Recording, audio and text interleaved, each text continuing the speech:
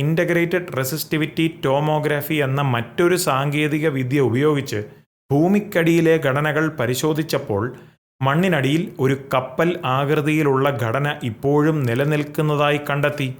മണ്ണ് സാമ്പിളുകൾ പരിശോധിച്ചപ്പോൾ ഈ ഘടന മനുഷ്യർ നിർമ്മിച്ചതാകാമെന്ന സൂചനകളും ലഭിച്ചു.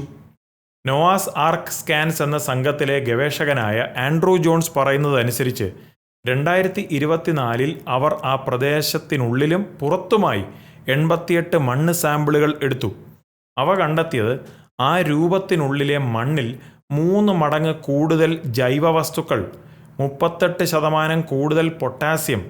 ഇത് ആ മണ്ണ് വ്യത്യസ്തമാണെന്ന് കാണിക്കുന്നു.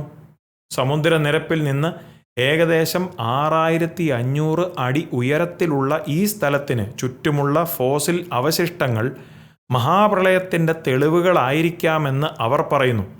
പുരാതന പവിഴങ്ങളും ശംഖുകളും കണ്ടെത്തിയതിലൂടെ ഒരു സമയത്ത് ഈ പ്രദേശം വെള്ളത്തിനടിയിലായിരുന്നു എന്നതിനും തെളിവ് ലഭിക്കുന്നു.